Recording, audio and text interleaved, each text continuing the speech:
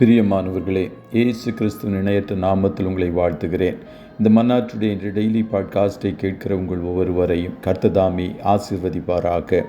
நீதிமொழிகள் 30வது அதிகாரம் 24 முதல் 28வது வசனங்களை வாசிக்கும்போது, பூமியில் சிறியவைகளாயிருந்தும் மகா ஞானமுள்ளவைகள் 4 உண்டு. தன் கைகளினால் வலையை பின்னி அரசர் அரண்மனைகளில் இருக்கிற சிலந்தி பூச்சியுமே என்பதாக எழுதப்பட்டிருக்கிறது.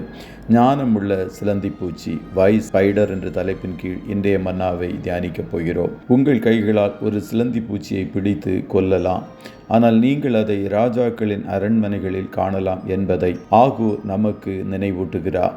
சிலந்தி பூச்சியானது யானை, சிங்கம், முதலை, மாடு போன்ற அளவில் பெரிய உயிரினம் அல்ல.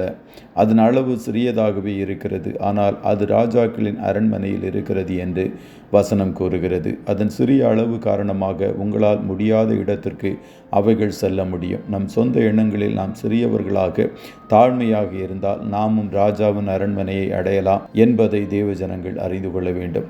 பெரிய மனிதர்கள், அதாவது தான் பெரிய ஆள் என்ற கர்வமும் அகங்காரமும் கொண்ட ஜனங்கள் ராஜ அரண்மனைக்குள் செல்வது கடினம். யோசேப்பு பார்வோனின் அரண்மனைக்குள் கடந்து சென்றான்.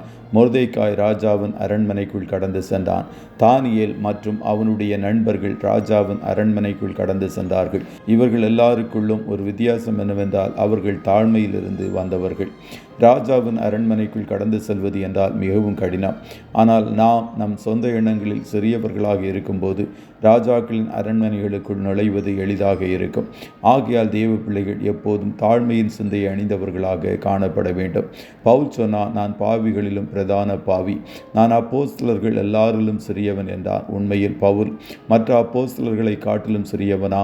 வேதாகமத்திலே அதிகமான புஸ்தகங்களை எழுதியவன். அவன் எழுதிய புதிய ஏற்பாடு புஸ்தகங்கள் இன்றும் சபைக்கு ஆதாரமாகவும் பிரயோஜனம் உள்ளவைகளாகவும் இருக்கிறது. அவன் இயேசுவின் நாமத்தில் செய்த அற்புதங்கள் ஏராளம். அவன் கடந்து சென்ற மிஷனரி பயணங்கள் மிகவும் முக்கியம் வாய்ந்தவை. அவைகள் மூலம் அவன் கட்டிய சபைகள் ஏராளம். அப்படிப்பட்டவன் அப்போஸ்தலர்களில் சிறியவன் என்று அழைக்க எப்படி தன்னால் முடிந்தது என்று 2 பாடல்களை போட்டு தான் பெரிய ஆள் என்று காட்டிக்கொள்ளுகிற ஊழியக்காரர்கள் உண்டு. ஒரு கூட்டம் நடத்த ஊழியக்காரர்கள் செய்யும் விளம்பரத்திற்கு அளவே இல்லாமல் போய்விட்டது.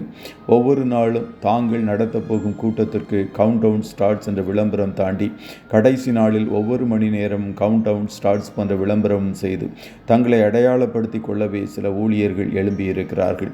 ஏன் ஊழியர்கள் இப்படிப்பட்ட கவர்ச்சிகர விளம்பரம் செய்ய வேண்டும்? காரணம், தேவ வல்லமையை நம்பாமலும் தங்களை பெரிய ஆளாக அடையாளப்படுத்தி கொள்ளவே அநேகர் விரும்புகிறார்கள். பவுல் இப்படிப்பட்டவர்களுக்கு முற்றிலும் வித்தியாசமானவன். அவன் எல்லாரிலும் சிறியவன் என்று சொன்னான். ஆகையால் தான் அவன் 3ஆம் வானம் வரைக்கும் எடுத்துக்கொள்ளப்பட்டு ராஜாதி ராஜாவின் அரண்மனைக்கு சென்றான். எண்ணங்களில் சிறியவனாக இருந்த பவுலுக்கே இது சாத்தியமாயிருந்தது. ஆகையால் சிலந்தி பூச்சியைப் போல நாமும் எண்ணங்களில் சிறியவர்களாக, அதாவது தாழ்மையாக இருப்போம். அப்பொழுது ராஜாதி ராஜாவாகிய இயேசு கிறிஸ்துவின் அரண்மனைக்குள் நாம் செல்லுவோம். மகா பரிசுத்த ஸ்தலத்தில் நம்முடைய வாசஸ்தலம், குடியிருப்பு காணப்படும். கர்த்தர் உங்கள் ஒவ்வொருவரையும் ஆசீர்வதிப்பாராக. ஜெபம் செய்வோமா? நல்ல தகப்பனே, உம்மை நன்றியோடு துதிக்கிறோம்.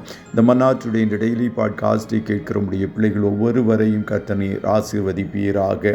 அப்பா, சிலந்தி பூச்சியைப் போல நாங்களும் எங்களை தரை மட்டும் தாழ்த்தி ஜீவிக்க கர்த்தர் கிருபை தாரும். தாழ்மை உள்ளவர்களுக்கு கிருபை அளிக்கிற தேவன்.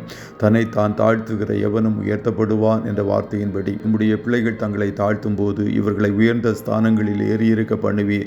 அதற்காய் கோடி ஸ்தோத்திரம். கிறிஸ்து இயேசுவில் இருந்த தாழ்மையின் சிந்தை ஒவ்வொருவருக்குள்ளும் இருக்கட்டும். இன்றைய தினம் உம்முடைய பிள்ளைகள் கையிடுகிற வேலைகளை ஆசீர்வதியும்.